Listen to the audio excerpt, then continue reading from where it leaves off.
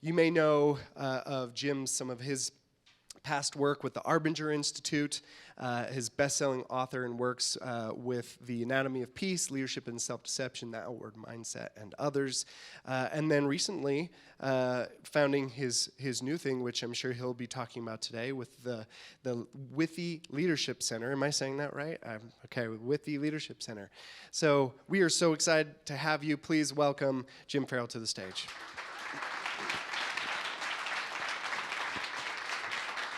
Appreciate that. Yeah. Okay, you guys. Well, thanks for coming. It's sunny outside. What are you doing here? That's question number one. So now, who's familiar with the work I've done, or just the work of the Arbinger Institute generally? Raise your hand. Okay. How about who's familiar with the newer work that I've been doing with Lehi Leadership Center? Not going to be as many. Okay. So we're gonna dive into some ideas. So here's what I hope happens today. I want to share with you some ideas and some ways of seeing things that will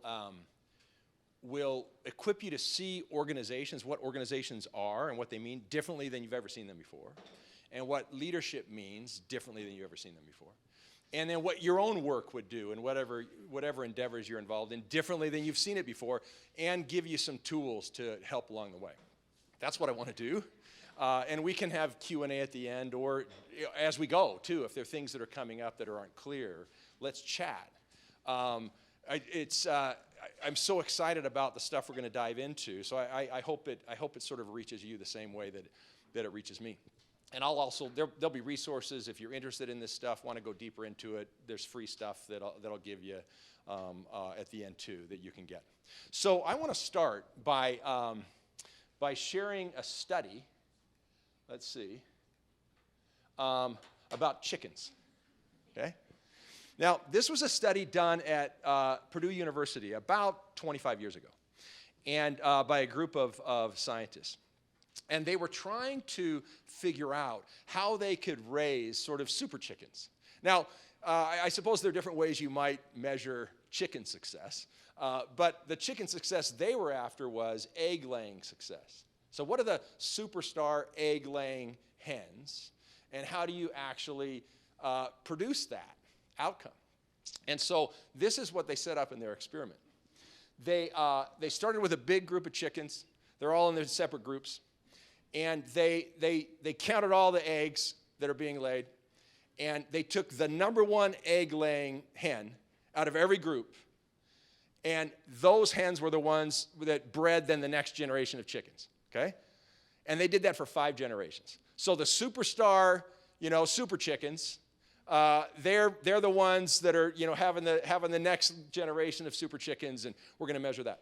The other way they did was not to take the best individual performers, but instead, at generation 1, take the group of chickens that as a group produce the most eggs relative to the other groups. Does that make sense? So not super chicken, but super team. And they use the super team hens to then breed the next generation of chickens, okay? And they continued that for 5 generations.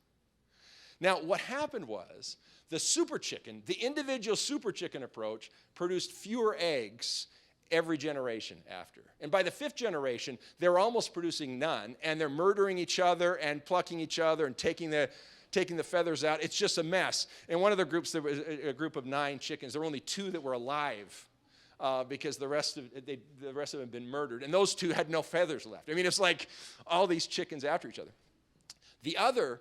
The super team approach, after 5 generations, every generation produced more eggs than the prior. And by the 5th generation, they were 160% higher egg production than when they started. So that's super chicken approach, super individual approach, and versus super team approach. Now, I want you to keep that in mind. We're going to come back to that as we dive into some ideas, okay? So, the big shift. So we're in the middle of sort of a moment, right? I mean, ChatGPT. Have you been playing on ChatGPT? That is scary. Who's had a ChatGPT write a paper for them? You can. There's no professors here. Okay. Yeah, I experimented. I had ChatGPT write a first chapter of a book. I thought, what the heck? Let's see what it can do. And it's crazy what it can do. So anyway, so we're in the middle of a moment, but we're in the more than a moment. This is actually a transition. We're in the middle right now. And since we're in the middle of it, sometimes it's hard to know what you're in the middle of. You have to look backwards to see what it was. We're in the middle, actually, a massive transition in era. That's what's actually happening. And ChatGPT and all this other stuff, those are one of the artifacts of this massive shift. And I want to get into this shift with you here for a moment. So this here is my grandfather, James Anthony Farrell. And then this here is my father. My father is the second one from the right. He was an aeronautical engineer at the Boeing Company. Okay, they're basically the same person as human beings. They were separated by 25 years. My dad was born in 27. I think Grandpa was born in 1902. So 25-year difference in time. But Grandpa was a farmer and worked with his hands. And my dad designed jet airplanes. They're the same person. What happened was that the world shifted around them, okay? And in the way that the world's shifting around us now. And I want to sort of put some concepts to that shift. So think about, we're going to span back and take kind of an evolutionary view of human work for a moment. And for most of human history, human work was about using your body, okay? Using your hands. And people who were strongest, who could do things physically the best and the fastest, they were the most highly valued workers in the labor force. So this is what I'm going to call the Era 1 economy, or the E1 economy, where people were valued for their physical abilities. This was most of the history of humankind, was this era, economically speaking, okay? But what happened with the advent of the Industrial Revolution that came in a series of waves is that machines increasingly took over the physical space. That machines could do the physical work, much of it, now most of it, better at a higher volume and with more precision than we human beings could do. And so the labor market, the physical body labor market, was disrupted by technology. And that sort of was the impetus from this move, this first shift from Era 1, where we're valued for being strong, to Era 2, where we're valued for being smart, okay? So the highest paying jobs, the most valued, were ones that are thinking ability jobs, or brain jobs. And we've been in the middle. I mean, this has been a transition over the last couple hundred years, but especially the last 70 years or so, we've been smack dab in the middle of the E2 economy, the brain economy, the mind economy. And what's happening now is we're in this shift that's analogous to the shift between E1 and E2. We're going now from E2 to E3, and we're seeing a bunch of stuff coming up around that. Well, what's E3? Well, so with AI and everything that's happening, machines are getting smarter than we are, okay? So a lot of things that only human brains can work on, for all these years, actually a lot of those things already, mechanical brains, artificial brains can actually do more, do faster, be more precise, etc. And so that then's transitioning us, which we're in the middle of this now, into Era 3. So what is Era 3? Well, and we're going to dive into this in depth today. But here's my view of Era 3. That what's left for us as human beings, so bodies were not, in most cases, our bodies are not a competitive advantage. And in coming days, our brains even aren't going to be the competitive advantage anymore in many, if not most instances. But there's still something that's uniquely human, and it has to do with our relational abilities, okay? The ability to relate, because machines don't have interiors, they don't have insides, they can't, there's no empathy there. There's no way to really sort of have this deep sort of seeing and connection and relation. Machines can't go there, but human beings can. Here's a quote recently by the incoming president of Columbia University. She said this: in the past, jobs were about muscles. Now they're about brains, but in the future, they'll be about the heart, okay? And the heart, the way we're going to dive in today, The heart has to do with our unique relational ability as human beings and why that matters. So if you just look at this sort of pictorially, we've got these three factors sort of. We've got the physical side of us, we do things physically, the intellectual side of us, the relational side of us. Machines are taking over, they have taken over most of the physical jobs. The intellectual jobs, a lot of them are going machine way. This is a quantum computer. I mean, there are a lot, a lot of things are going that direction. And here we have relational, okay? Now, you think about the chickens for a moment, okay? And it turned out the chickens that 5 generations down were producing a lot better were the ones who were a lot better relationally, right? Then the supercharged hyper chickens who were incredible partly because they'd been competing all of their fellow chickens sort of to the bottom of the roost. And so their success was partly at others' expense. Those who actually were in relation better, even as chickens, ended up producing a lot better. Well, here's a few studies. So this is from Deloitte. Just 24% of large companies with 50,000 or more employees are relying on functionally organized hierarchies to get work done. That's a crazy, 24%. Organizations are shifting their structures from traditional functional models towards interconnected, flexible teams. However, just 21% feel expert at building cross-functional teams, and only 12% understand the way their people work together in networks. Okay? This is Gartner. By 2028, algorithms will eliminate so many middle management jobs that work will depend almost entirely upon networks of cross-functional teams, ensembles of autonomous and high-performing teams delivering crucial outcomes. Couple quotes. This is from Keith Vazari, a leading author. The defining characteristics of the new work is radical interdependence. Top-down management still sets the budgets, but the work itself is getting done through these sprawling networks of radically independent relationships. Our relational networks have evolved into the primary medium for getting work done. Now I'm going to drumbeat this today. No individual accomplishes anything anymore organizationally. Everything's produced by relation. And the quicker on the jump we can be, and in fact, even relations that are just the relationships that are set up by an org chart are far too slow. They have to be sort of morphing relations that are arcing and connecting through organizations in keeping with the times and the demand. That's what's happening. In fact, this is a quote from Brian Cornell, the Target CEO. Nothing gets done in a single silo or function anymore. Constant collaboration is at a new premium because the big things are always led by cross-functional teams. We need people who will seek out the right solution and then figure out how to get a team together to build it. So notice, they're already on teams, but it's like figure out the right solution. And now figure out the kind of team that you have to kind of stand up and what that's going to look like. That's the modern workplace, and that's only accelerating. It's all built on our ability to relate, okay? At speed and at depth. So leadership in the digital age, one sort of idea, the way I think about it, I think about the relational web, that in the digital age, we have to have human networks that match our digital networks if we're really going to excel, okay? We have to be that tightly intertwined. So now let's get into the science of this a little bit. And here's a question. So we're here at Silicon Slopes. Does anyone know, who are the founders of Silicon Slopes? Does anyone know? Pete knows. Anyone else? Who are they, Pete? Josh. Okay. The two? Two of them? Okay. All right. I actually think that they aren't the actual founders. Pete, here's who I think the founders of Silicon Slopes are. This group right here. Now this group, this is a picture taken at the 1927 Solvay Conference on Physics. There's 17 Nobel Prize winners in that.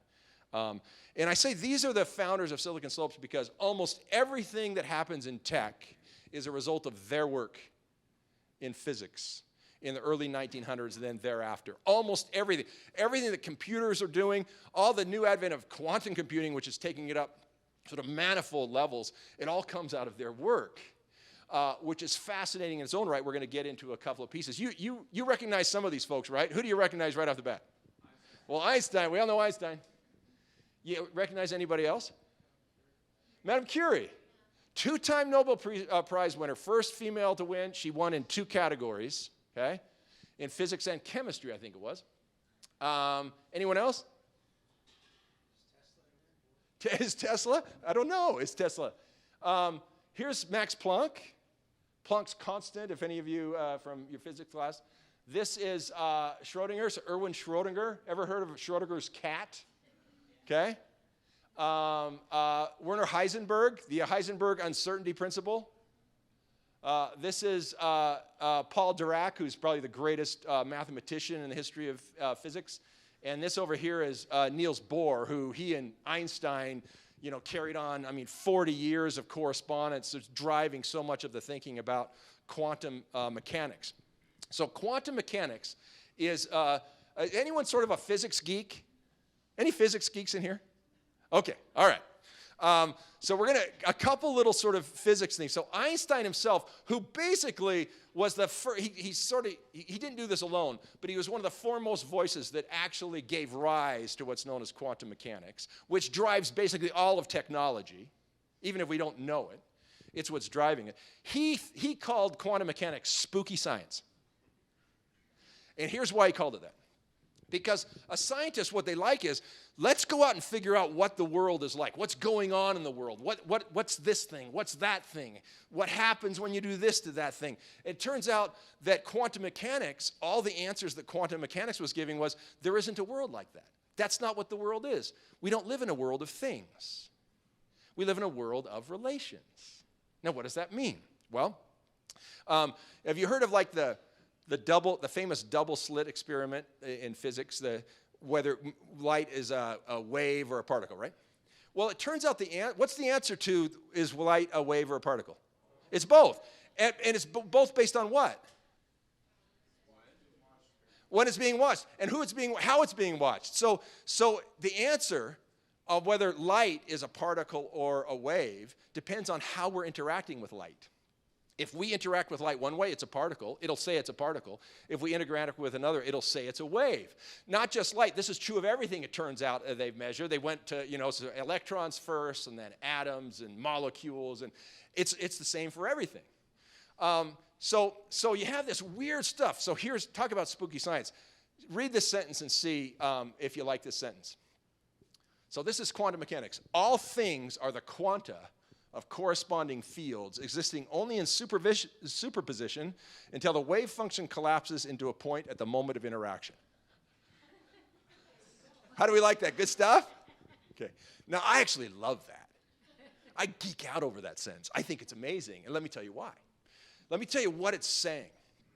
What it's saying is, we think we live in a world of things. We don't live in a world of things. We live in a world that shows up in interaction with us, and we think the way it's showing up is a thing. The way that's showing up is actually its response to us. It's all us in an activity together. Does that make sense?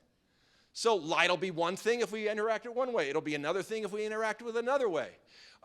Everything, so this couple geeky physics terms, superposition means this, that before something's measured, it can be basically all over the place. And we don't know where it is, okay?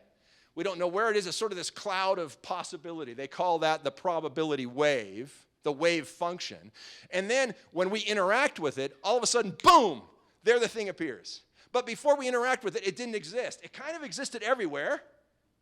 But then the moment we interact, boom, there it is. Okay? And Einstein said, that's spooky science. Because don't we like things that are always there even if we're not looking at them? Isn't that what we want? Okay? Well, let's think about this a little bit. A couple quotes by Carlo Rovelli. He's a modern physicist. Instead of seeing the physical world as a collection of objects with definitive properties, quantum theory invites us to see the physical world as a net of relations. Reality is made up of relationships rather than objects. Nothing exists except in relation. Reality is only interaction. It is only in interaction that nature draws the world. Okay? Now let's test this a little bit ourselves. So I want you to, everyone, think of two relationships. Just in your brain, I want you to think of two relationships. And I want one of them to be your most difficult. And if you're sitting next to that person, do not write that down, by the way. That's a safety tip for today. Okay? So I want you to think of your most difficult relationship. And I want you to think of the relationship that you say is like your best one, your best relationship. Your most difficult relationship, your best. Okay, you got them in your head? If you have to choose between, just pick, in those categories, pick one. Now, this I want you to write down, okay? So I want you to write down 3 words for each of these relationships that describe how you are in that relationship. Okay? So in your most difficult one, write down the 3 words that sort of describe, here's who I am, here's how I show up in this relationship. 3 words. And then I want you to do the same thing for your best relationship. 3 words that you think describe you in your best relationship. Okay?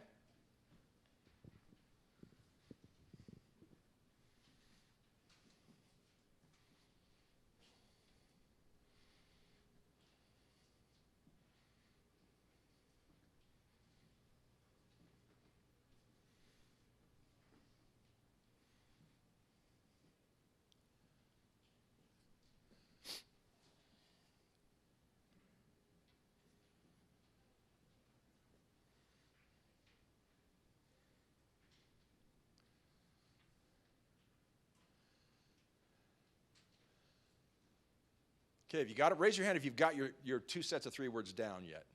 Okay, now I'll give you 20 seconds.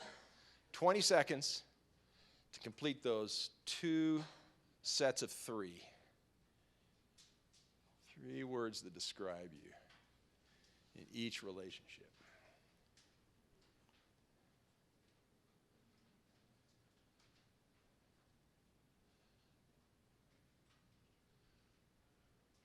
Okay. All right. Okay, so here's my question for you now. Are you the same person in both of those relationships? Are those the same 3 words? Are they? Raise your hand if you have the same 3 words in both. No one.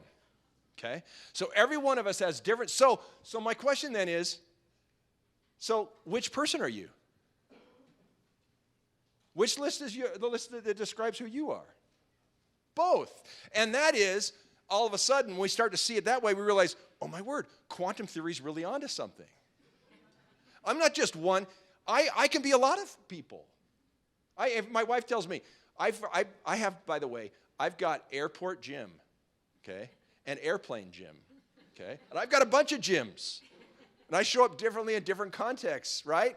So we're not. There's this. We like to think, oh, I'm this. And this person is that. No, actually, we're all in relationships showing up in different ways. We all have a wave function of possibility that collapses, to use physics term, boom, in the moment of interaction. There I am, showing up as a certain kind of a person. Not because that's who I am all the time, and that's who I am in my essence. It's because that's who I am in the moment, in the context of this relationship. Does that make sense? Now, that, if you think about it, so I want to give words now to what's the most important scientific discovery of the last century, and then we're going to think about what it means just generally, say, in organizations. But here's the most important. I don't think there's anything that's close to this. When we observe and measure the world, we're not observing and measuring a world separate from ourselves. We're observing and measuring our own interaction or relation with the world. Everything we see is relation. Okay? Everything we see is relation. Let's take Colleen here. So Colleen, I watch Colleen, I see Colleen, and I think I'm seeing Colleen. But notice, who's doing the watching? I am. I'm involved in what's being seen. It's not just Colleen. That's me that's seeing. And by the way, I'm seeing Colleen in response to me. That's not just independent, separate Colleen. No, that's her in response. She might be showing up in different ways with others. So everything we see, we always are measuring our interaction with the world. There's nothing else we can do. There's no outside of the world from which to observe it. We're all embedded in it. We're all in relations constantly. What we are seeing is relation. We're not seeing things, okay? Now, let's think about how's that different from how we usually think and how we normally would approach a problem. Let's take an organizational issue. Something's going wrong in the company. What's a normal way to tackle that? Something's just gone wrong. Fix it, okay. And part of fixing it might be, and your name? Heather. So Heather, part of fixing it would be what? Maybe what's the first thing I might do? Identify what went wrong. Yeah, what wrong and what? What went wrong and why and who's responsible for it, right? Okay. And notice, when I'm tackling it that way, without realizing it, I have failed to adopt the biggest, most important scientific discovery of the last century, which is there's no such thing as me observing a world apart from myself. If I'm a CEO of an organization, for example, there's some problem in my organization. Okay? That's my organization, and the organization's in response to me, and there's influence all over this system for this mistake. It's likely not just located in a single person who's this mistaken person. That's not to say there's not responsibilities. There are, but we're so quick to not see our own part in that, okay? Because we're thinking in terms of things, not in terms of relations, okay? When you think in terms of relations, everything changes. And everything becomes way more powerful, by the way, the same way that quantum computers, because that's what quantum computers are going to be doing, they're not going to be thinking in binaries anymore. It's like, oh, explodes it way out. They're way more effective, just like human beings can be when we start to think in terms of relation. Now, let's take another look at relation, another scientific look. And in terms of what's the relationship between relation and how we grow. So here's a water molecule, okay? So let's just say that you guys over here, you're hydrogen atoms, okay? And you guys are you're oxygen atoms, okay? So look, you can just be hydrogen atoms. There's nothing wrong with that. It's fine. You can just hang out as a bunch of oxygen. The world needs hydrogen. You can hang out as oxygen. That's fantastic, okay? But you won't have water if that's all we do, okay? So we just need, every two of you comes over with one of these guys, and all of a sudden, they combine, okay? In relation, they combine, and boom, all of a sudden, something now exists that's totally different. And by the way, one of the things that's interesting is there's no such thing as a water atom, okay? The hydrogen folks, you got to stay hydrogen, and the oxygen people, you got to stay oxygen. But you got to bind together in such a way to all of a sudden there's something entirely new that no one could have dreamed up. No oxygen atom can dream up water. And a hydrogen atom can't dream up water either because it's something beyond us. It requires an us that's not just me. And it requires me with different kinds of folks being in relation. Yeah? Now, there's a really interesting scientist who most people haven't heard of, and it's a crime because he's brilliant. His name's Pierre Teilhard de Chardin. Has anyone heard of him? You have, Colleen. Okay, I'm going to give you two books. They're fascinating reads. One is called The Phenomenon of Man, and the other is called The Future of Man. Future of Man is a little easier to read. It's a collection of essays. Phenomenon of Man is sort of his famous work. But Desjardins was a Catholic priest and a paleontologist. So he was out in digs, archaeological digs. He discovered Peking man, which is a huge discovery. He was one of the scientists involved in that. But he also built this unbelievable view of how we grow, how everything evolves. And it goes like this. So he says, so we start at the level of matter. So basic pieces of matter, okay? Well, you get this kind of matter and this kind of matter, and they can kind of just hang out by themselves. But if they get together in certain kind of ways, then there could be combinations that come that all of a sudden create entirely new kinds of matter, higher levels of matter. And that all happens in what he calls the physiosphere, the level of matter. Those combinations then end up producing life, and you have different kinds of life forms, smaller forms, combining with larger forms and creating more and more complex forms of life. That's the biosphere. And then all the way up through the level of thought. You have the same sort of different kinds of thoughts can come together from different sources, exploding into entirely new views. That's called the noosphere. And so growth, what Desjardins taught was, there's always three elements to growth. Always. It has been this way from the beginning, and it's this way now. And in fact, this insight, I think, is the key insight on the question of remote work, by the way, of all things. Hybrid work, remote work. I think Desjardins got the big insight. And here's what it is. He says there are three parts to growth. One is compression. If pieces of matter are just all separate, they never become anything more than themselves. Does that make sense? They have to compress. They have to be on a finite globe we crowd in on each other, and all of a sudden now we get compressed, and that gives the possibility of the next level, convergence. Different things can come together in relation, and boom, all of a sudden you've got something new entirely, like water. And that's the third level. You have the emergence of something new. Compress, converge, emerge. Growth always happens that way. And here's why this, I would say, is the key set of principles for the question of remote work. Because the real challenge is, how are we going to get compression? We need, in organizations, we need minds pressing on each other, different viewpoints pressing on each other, being proximate to one another, having to grapple with one another, or all you're left with are the same thoughts we started with. There's no growth there. Things have to go up to new levels. That only happens if you get compression. So if we're working remotely, that's one of the challenges. We don't naturally get the same kind of compression. And if you don't get the compression, you're not going to get the convergence. If you don't get the convergence, you won't have new and higher and better things emerge. So if you're in a remote workplace, one of the things you'll need to solve for is, how do we create compression in a remote scenario? Now, it can be done, but you've got to be purposeful about it. Does that make sense? Compress, converge, emerge, okay? Now, so growth depends always on the level of integration and relation that is achieved. So now with that, I want to introduce you to what we call at Withy the 5 levels of relation, okay? And each level of relation in an organization is going to put your organization on a different plane, a different level of what you can actually become together, what you can actually produce. And I'll sort of play it out of the water metaphor for a moment to introduce it. So think about hydrogen and oxygen atoms. We can just repel each other. We can be fighting, for example. That's one level. We can have a relationship like that. And people can be like that too. You can have individuals and organizations that are undermining each other, creating trouble. You can have that. And we call that division. So a way of relating where we're undermining each other, we use mathematical operators, we call that division. Right? Next level up. The hydrogen and oxygen atoms resist each other. So we're not like fighting each other, but we sort of like, we actively won't listen. If one person or group wants to go one way, we definitely don't want to go that way. We want to go somewhere else. We have this sort of level of resistance. You've ever seen that in an organization?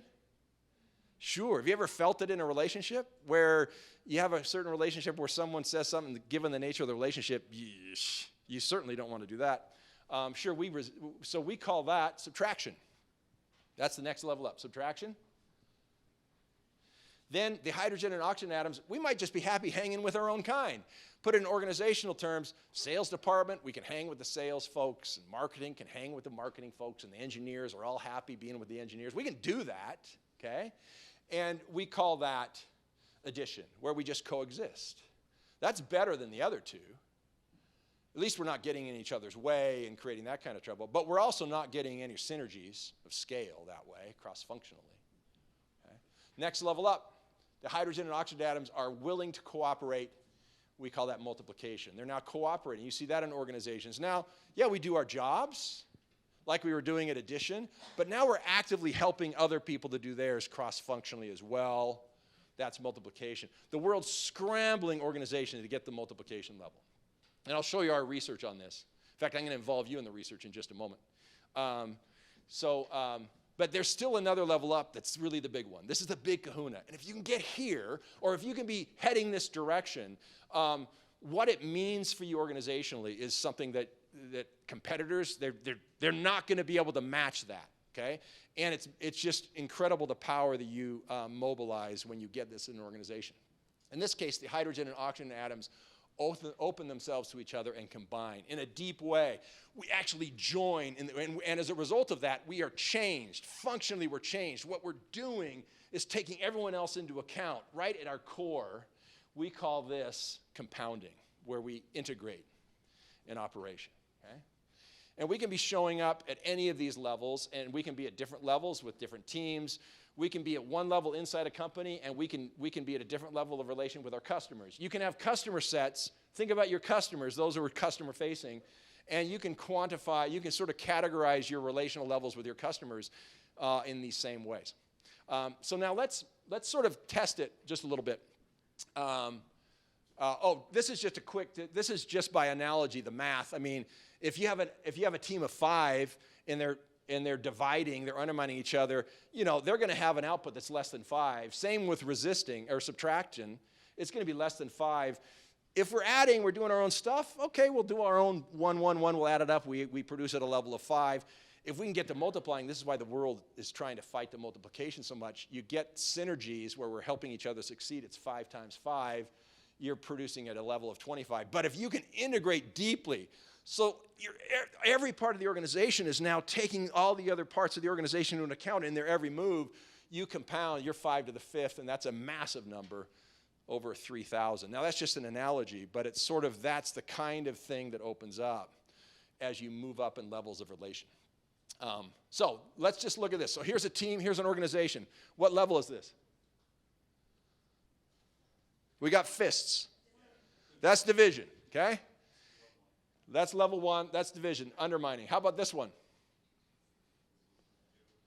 That's level 2, we're resisting, right? We're resisting, and that's subtraction.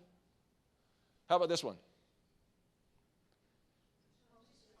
We're just coexisting. We might be like doing a great job in our various departments, our various roles, but we're just sort of head down during our roles. Okay, that's addition. What's this? That's multiplication. We're now cooperating actively across the divides. That's fantastic. But notice there's still divides. What does compounding look like, do you suppose? What do you think? They don't have circles, Carrie? Okay, so somehow the divides have to be different. It's not going to feel like divides, okay? So we're going to take this in 2 parts, just so you can see. One thing that happens is everyone else is integrated in me. I mean, I'm thinking of the whole operation. I don't know if you've ever heard the distinction between I-shaped leaders and T-shaped leaders. Do you know that distinction? So I-shaped leaders are thinking about their own function, their own part of the organization, sort of an addition sort of view. T-shaped leaders are thinking about all the way cross-functionally across the organization. In addition to their own, they are integrating across the T, that's T-shaped. And so that's happening here. So everyone sort of is inside me. The whole organization's inside of every other part of the organization. And as a result, you have all of these connections across, and you're part of one group, okay? Now, one of the things that's interesting to think about is, this is just thinking about a company, but we can be the same way with our customers and with our clients. We can be compounding inside the company and have our clients being totally on the outside of it. What would it mean for our clients to actually be inside that circle and be part of the company? What would that even mean? What would it look like? What would compounding look like with customers? That's a really fascinating question to explore. All right. Let me give you one example here. This fellow here is Bob Miller. So Bob, I met Bob when he was a sales leader at IBM. He led the East Coast sales part of IBM for the commercial sector. Okay, so anyone who was for the communications sector, any communications companies, East Coast US, all the way down Latin America actually, Bob led it. Now, so IBM was organized by these sales sectors. You had communications, that was Bob's. You had manufacturing, you had education, you had government. You have all these sales verticals. And then they had a one that spanned all, it didn't matter, it spanned all of the kinds of organizations, but it was actually categorized by volume. So if it was a small account, it wasn't yet in one of the sectors. It was handled by small and medium business. Does that make sense? And they're growing the account. But if it crosses a threshold, then it goes to one of the other sectors. Okay? Well, so Bob gets one of these one day. He gets a customer coming over from the successful work of the small and medium business group who grew a commercial client or a communications client to the level that now it crossed a threshold. It's now Bob's client. Now, how do you feel if you're this small and medium business sales leader, by the way? Not real happy. I mean, they put blood, sweat, and tears into this. We lost our best account. So Bob's thinking, if Bob's thinking, if he's thinking at level 1, division or subtraction or addition, for example, he's like, great, it's the way it goes. But he starts to get up to those upper 2 levels, and he's starting to thinking, especially in compounding, he's thinking, what would it be like to be John? Put in all the work, he loses the best account. They don't get any money out of that anymore. And they put in all the work. And Bob thought, that doesn't feel right to me. So he called John, and he said, hey, John, first of all, congratulations, amazing job on this account. Fantastic. And we're going to try, to take the baton and do as good a job as you've done. But I've been thinking about it. He said, I feel right. It doesn't feel right to me that we're just going to get one of your best accounts and you don't get a benefit from that. So I'm wondering, is there a way maybe we could split revenues with you going forward or something? So I was just calling to talk about that. What do you think? What do you think John thought? Yeah, that sounds pretty good. So, and they worked something out. Well, that wasn't like built by the company, IBM up top. That's like people thinking in the moment, relationally, boom. That is relation in action, where now you're making water. These two organizations are coming together in a way. Small and medium business and the commercial sales sector, they're not going to work the same together anymore after that, right? It's a totally different kind of a union. That's an example of compounding. Here's another one. Anyone into F1? Who's watched like Drive to Survive? Has anyone watched it? Okay, all right. I got hooked on Drive to Survive on Netflix. I'd never watched F1 before. So this is a pit stop. This is Ferrari pit stop. And how long do you think a pit stop's going to take? F1 people don't talk to me. So what do you think? 3 seconds? That would be smoking. That would be really smoking. Other guesses? 20 seconds? 6? Okay, now you're coming up, Dave. Yeah, 3 was a little aggressive. Now to 6. I feel like an auctioneer up here. Dave, you want to go higher? Okay, so let's just watch this. There's going to be like 20 seconds go by where the pit crew is getting ready for the car to come in. Just watch. This one.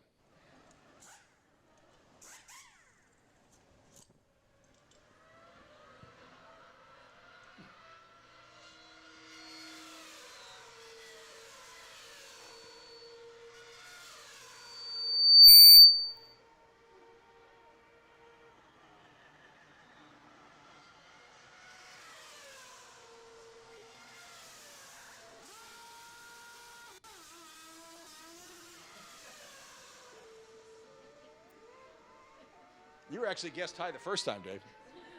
That one was about, I think, 2.4 seconds. You want to see the world record? World record, Red Bull team, 2018. Here's the world record. Watch, this one goes fast.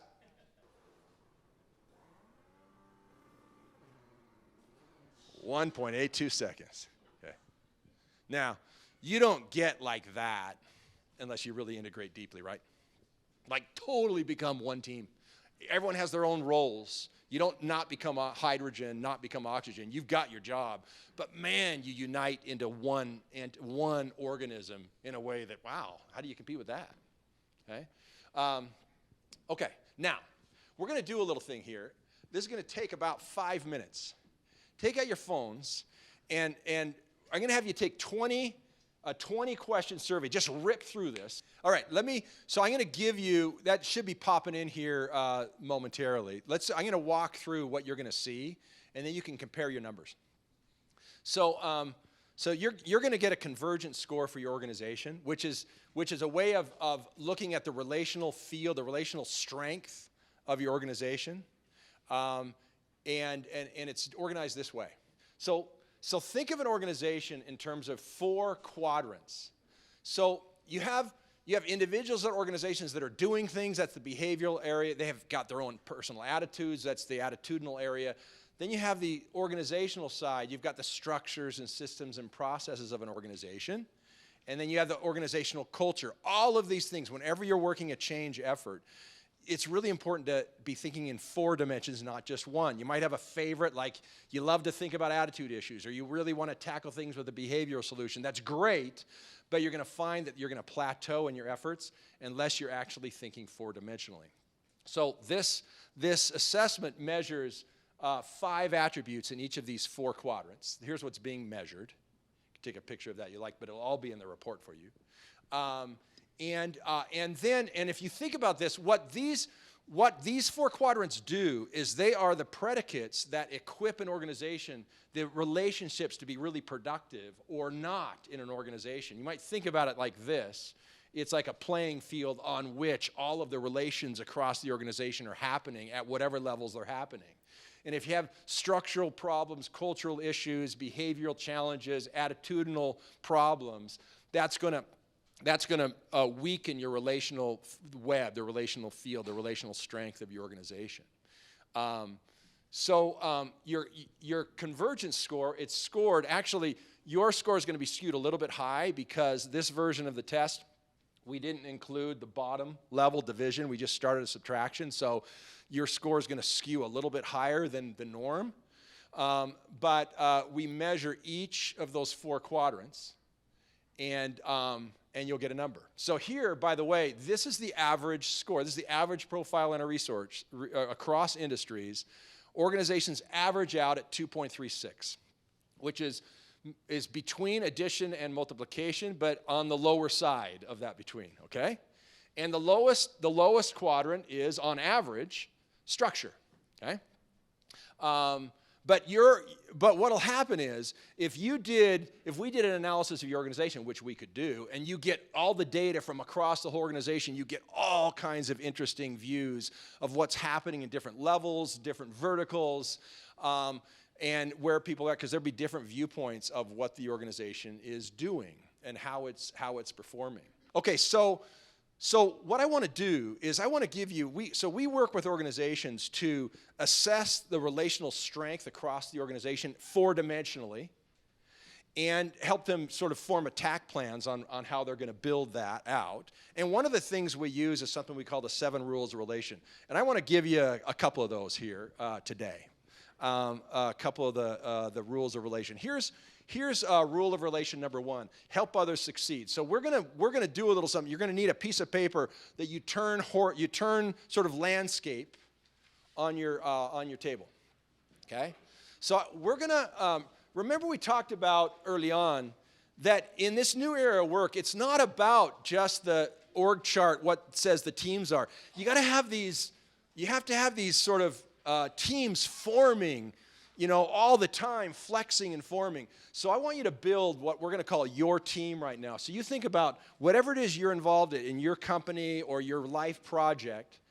I want you to think about who can help you achieve your organizational and career goals. Who are those people, ideally, that you would have on your team? They might be all the people on your team at work. They might be a mentor or two. They might be a couple of other cross-functional colleagues. Who do you need on your team if you're really going to succeed organizationally or in your career? Who are those people? So here's how I want you to organize it. I want you to first write your name on the top left, okay, of your chart. All right, leave a little bit of space. Sorry, it's not quite the top. Leave a little space, because then you're going to write those people sort of across horizontally. However many people, who ideally is on your team?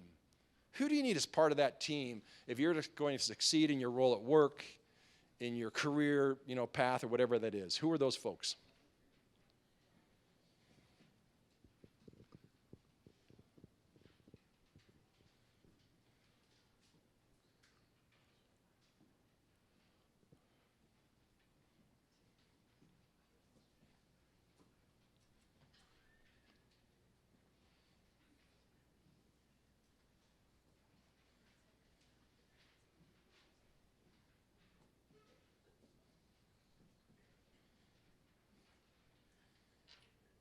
Okay, I'll give you another 15 seconds.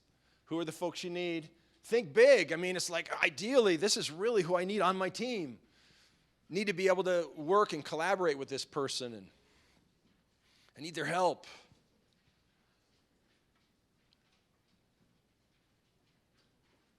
Okay, who's on your team?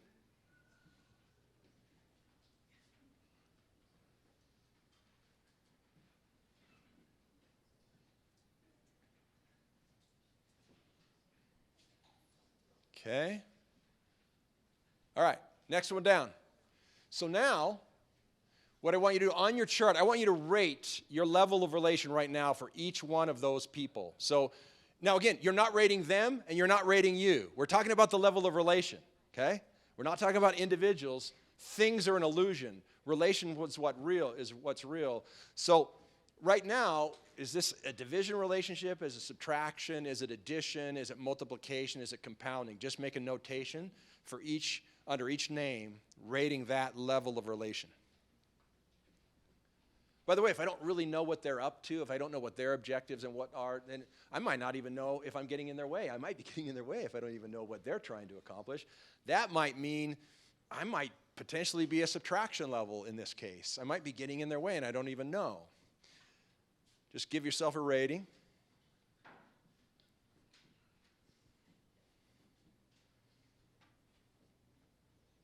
Okay. Okay. 10 more seconds.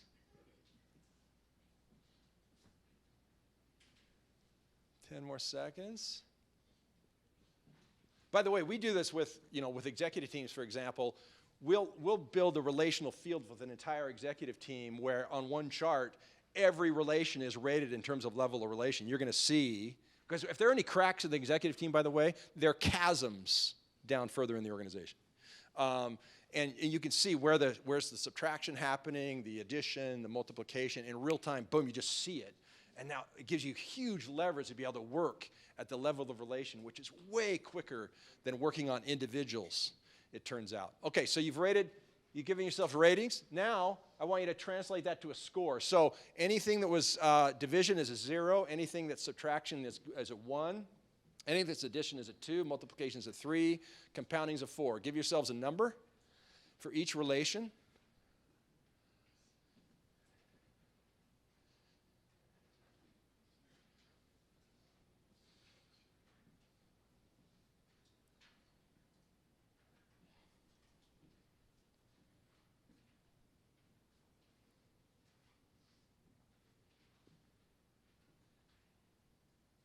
Okay. All right, you got numbers? Okay, now we're going to run a calculation. So I want you to sum the scores up first. Add up those numbers. Give yourself whatever the sum is. Okay? Write that down. Then, now we're going to high order math here. Now I want you to divide that by the number of people. Number of relations you just gave. So in this case, it adds up to 13 divided by 7 people. That's a score of 1.85. So run your calculation, and what do you come up with?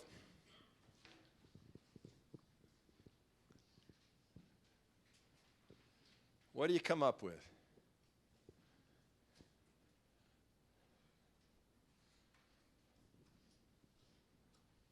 Who's run the calculation? Raise your hand if you've run it. Shout out, what's your number? 2.16, okay? 2.56? What was that? 2.5.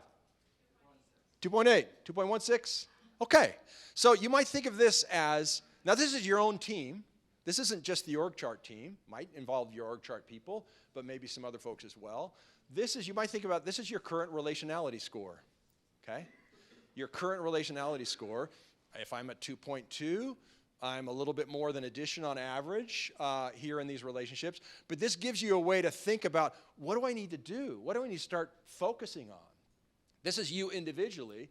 You can do it collectively if you're working as a whole team across an organization. It gives you just really interesting sight lines to be working on. It turns out what's real, what's producing everything, which are the relations. What we're going to add to this now, I want you to think of, given the scores and given the importance of the relationships, I want you to identify the 3 of those maybe you need to work on the most. Just maybe star 3 of them. What are the 3 you might need to give attention to?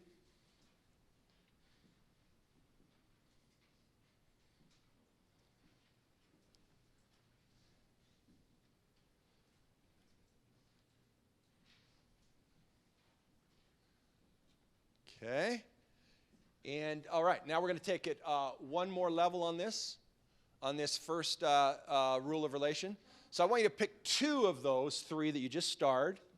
And I want you to do this. I want you to list their key workplace objectives. Right now, and best as you know them, pick 2 of them. Here's what I think they're trying to achieve. These are their key objectives. Just jot them down beneath their names. By the way, if you don't know what they are, then that's a note to self to do what? I got to go find that out. Okay?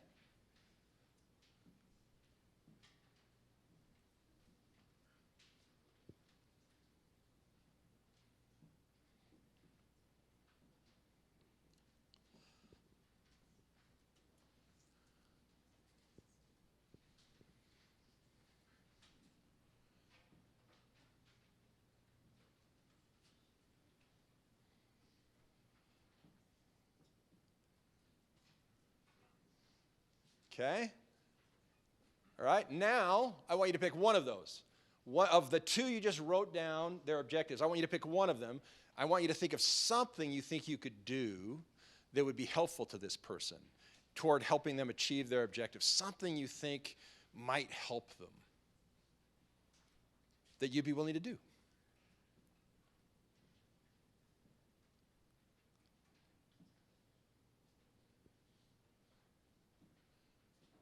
Okay.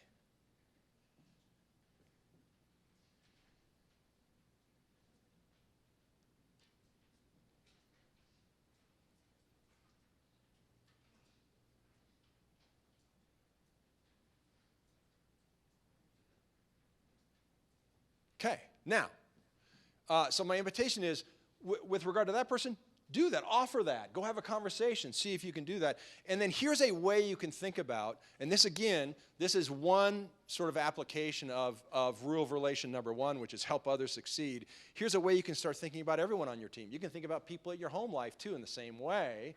What can you do? And as you do this, you'll start growing that relationality in that relation, and you'll become more and more like water as opposed to sort of separate entities. Okay, now, I want to share one other real relation with you, and I want to give you a choice. We have time to do one.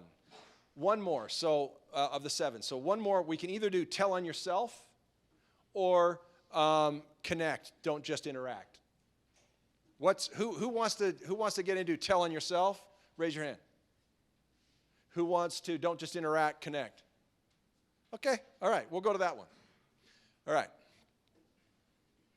So you missed out on Disney, but there it is. Okay, don't just interact. After all, machines can do that, okay? Only people can connect. So let's get into how do we connect. So I want you to imagine you're about to hit this stage, okay? You're about to go out on this stage to give a speech, okay? What are you feeling right now? Terrified? Underdressed. Okay, yeah. Unprepared, maybe? Yeah. So I want you to think for a moment, we'll come back to it, what would connecting with people mean in that environment?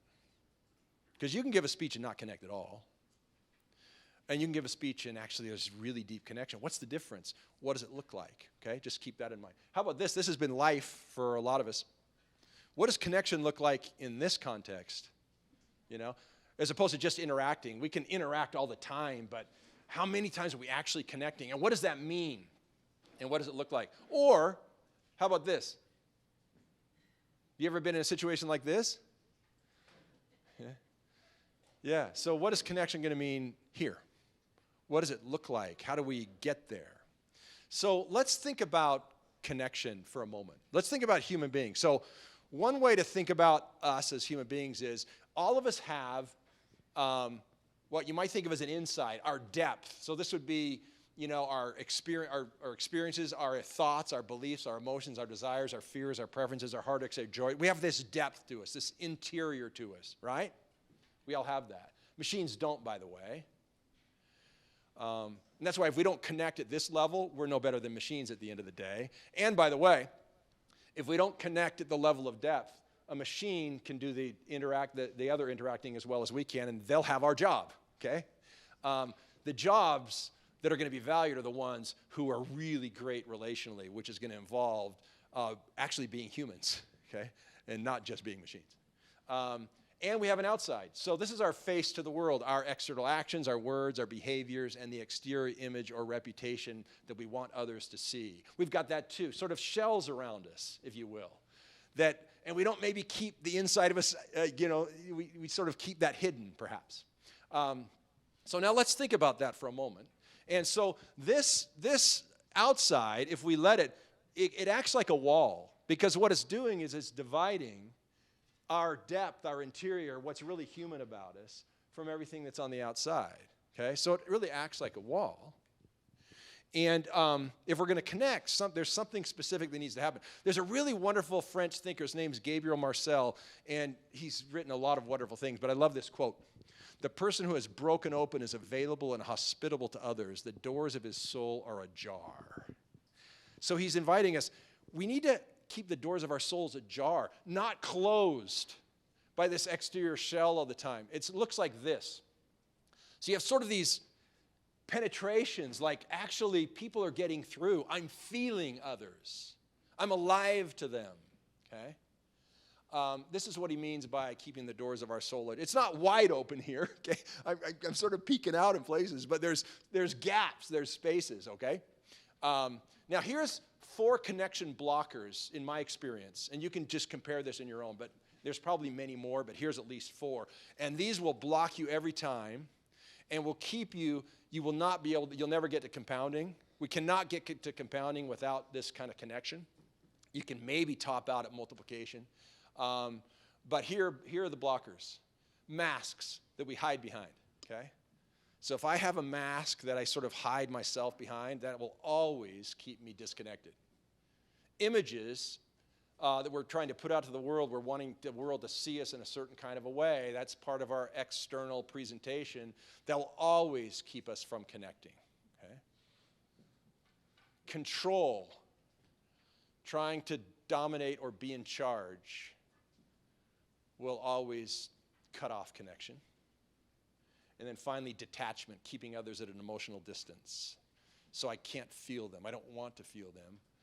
That will also cut off connection. Now, I get sometimes we might feel the need to do that. I understand that. I understand why we might do all of these. I do all of them myself. But I also know from that experience, whenever I do those, I don't connect, okay? They're linked, okay? So let's think of 2 leaders. 2 leaders. One's like this one at the top, and one's down here at the bottom. So which leader can see more clearly? The bottom one, why?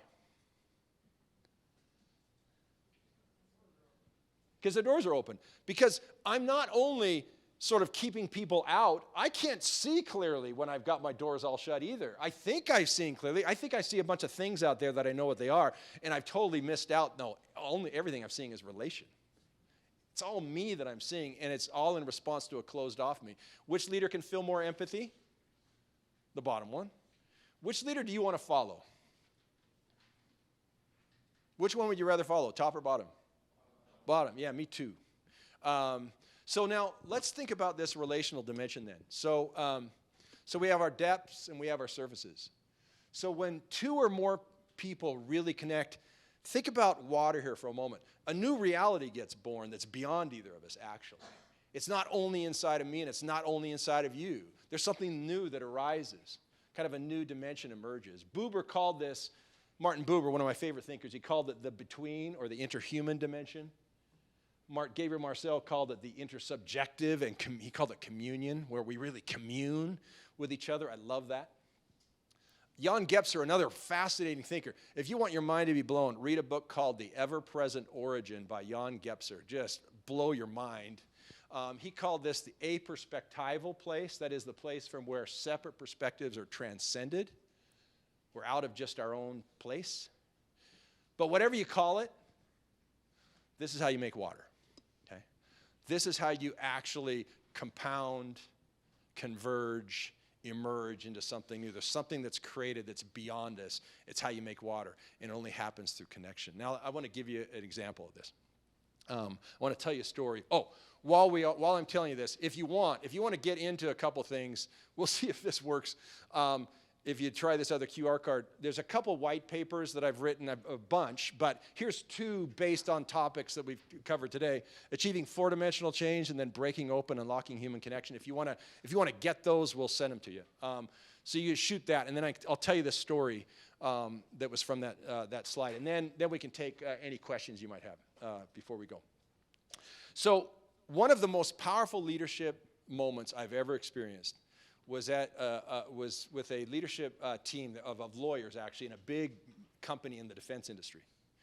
And I was with this group. It was a group of about 20 lawyers, headed up by the general counsel, chief counsel general. It was the VP and general counsel of the company. His name was Don Ellerman, now retired. Don was about 6'6", tall guy, kind of a gentle giant of a guy, really smart, really kind person. And actually had 3 days with Don and his leadership team. So that's kind of a rare thing. You have 3 consecutive days. On the night of the second day, before everyone was leaving, I took Don aside. I said, Don, there's something I'd like you to do tomorrow. That if you can do it, it'll be the most important thing that happens. But if you can't do it well, I'm not going to let you do it because it'd be a big mistake. So I'm going to tell you what it is now, and I want you to think about it overnight, and then let's visit. Come a little early in the morning, let's visit, and we'll see whether you're ready to do this thing tomorrow or not. He says, okay, what is it? So I said, what I'd like you to do is I want you to think about how you get in the way of your team. Spend some time tonight thinking about how do you get in the way of your team? How do you make things harder for them? And then in the morning, come back and tell me what you think, what you've seen. He said, okay. So he comes back the next morning, a little early. And I said, he said, actually, I didn't sleep all that much last night. And I said, really, why? And he told me what he'd realized. And I could tell from the way he told me that, he could share that with the team. This is right. I could let him do this. So this is what Don did. This was in the afternoon of day 3. Don Ellerman stands up. Don's a good guy. He stands up in front of the group, and he says, look, I'm in this really enviable position where I've hired all of you. I mean, who gets that chance? You assemble their entire team. I've hired all of you, and you're remarkable people. He says, but there's something you probably don't know. And he says, what you don't know is I'm afraid of most of you.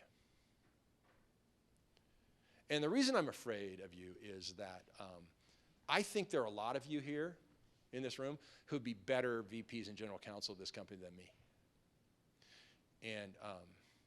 And as a result of that, I don't know if you've noticed, he said, I've kept, you're gonna be able to see it now that I tell you this, he said, I've kept most of the high profile where you really notice sort of things to myself. I've done those things because I'm afraid that if you do those things, you take my job. So what I'm feeling is that that's wrong. I don't want to be that guy.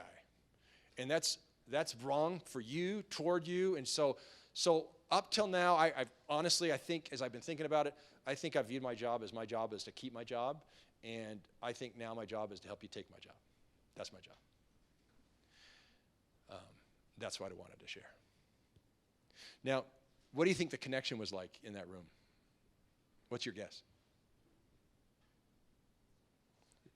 Is that a surface level sort of communication? No. I mean, there's a guy who's cracking open in all the best ways. His doors are opening, and he's letting out. And he's both letting out and letting in at the same time. Those happen together, or they don't happen at all. We let ourselves out, and we let others in. And by the way, Don, and I worked with Don then through the rest of the time until he retired from the company. A guy who's so good at helping other people take their job is never out of a job, right? I mean, that's the very best kind of leader that you can have. So there's a guy who really, if you think about the first rule of relation we talked about was help others succeed. He was announcing, that's my job, is to help you succeed. We didn't cover tell on yourself, but was Don Ellerman telling on himself? Yeah. That's what accountability looks like in action, by the way, is people who actually tell on themselves. And Don was telling on himself. And Don was connecting because it wasn't just surface anymore. And he was allowing himself to feel and to be changed by the other people in his organization. And he became bigger as a result of it because he let other people in. We grow as we let other people in. Our souls expand. And as long as we keep that all covered, we just stay, I'm just me. I'm just a hydrogen atom. Or I'm just an oxygen atom. But if we can let people in, we expand. And those levels of relation and what they enable, both personally and organizationally, it's off the charts. Okay? So again, if you're interested, you can dive into to either or both of those white papers. Any question, anything that's on your mind based on what we've talked about? Anything you're wondering about? Got 5 minutes or so. Yes, back here first. Oh, well, this one, yeah. What's your name? Victoria. Victoria, yeah. So I was reflecting on a couple different companies I've been in, and I would love to hear your thoughts on, so say we recognize that our company isn't at that multiplication or compounding level, but we're not necessarily in a leadership position to Yeah. affect that. What is the best way that more of those lower management or someone that's not a VP can make the difference that can really help transform? Okay, so two thoughts. So remember, one chart, we just covered it really close, really fast, but remember the 4 quadrants? There's sort of behavior and attitude on the left and structure and culture on the right. When you're young in an organization without a lot of authority yet, you basically are a consumer of what's on the right. You're consuming the structures and the systems and processes and the culture. You're on the receiving end of all that. But you own your own behaviors and attitude, right? Even from the first day you're hired.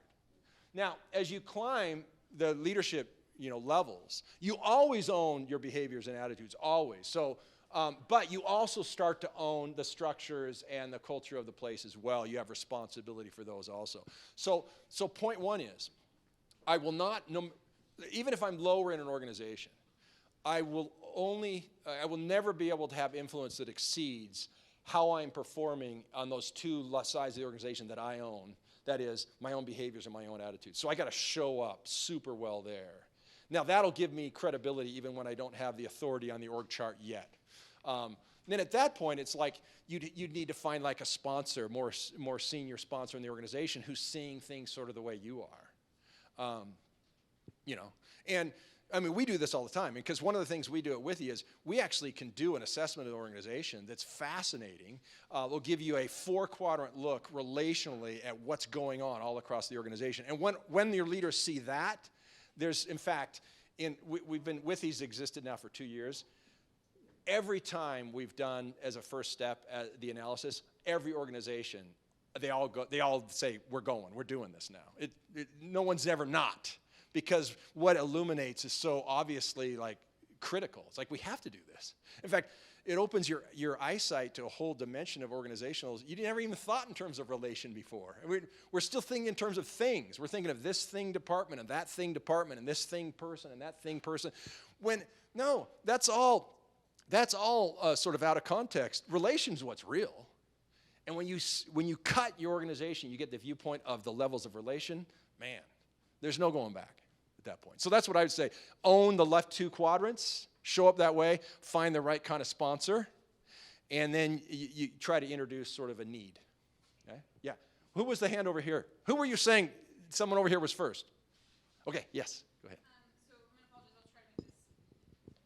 I love the plus, divide, multiply, rating people, and then you asked who are the people that maybe need some work. I'm assuming you meant like your challenge relationships. Yes. That's my assumption.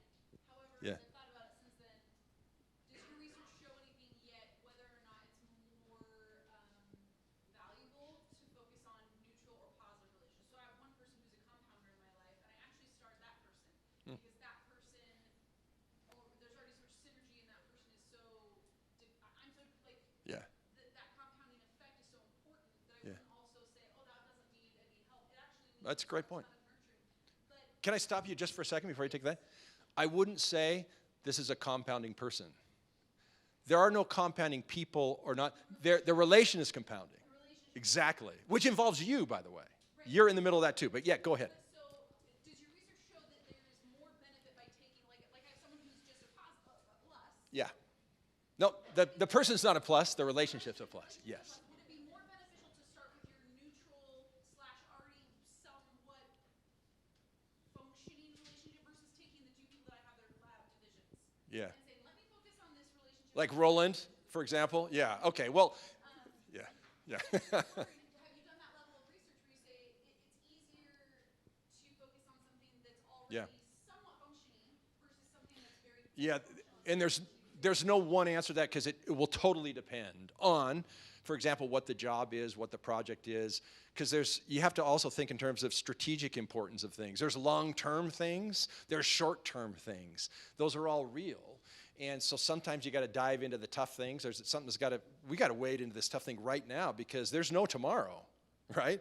But you're exactly right that relations are always dynamic. Just because we're compounding now doesn't mean we're going to be compounding tomorrow.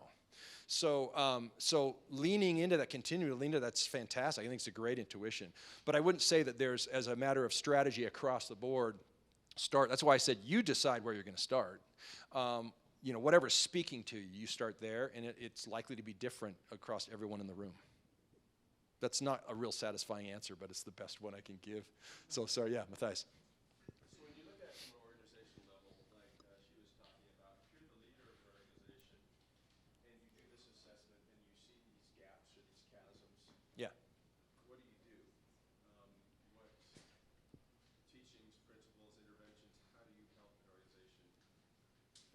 Well, that's what we do. Yeah, I mean, that's what we do at Withy is we help, we can scope out an entire organization and so you can see what's going on in all the pockets and the verticals and the horizontals.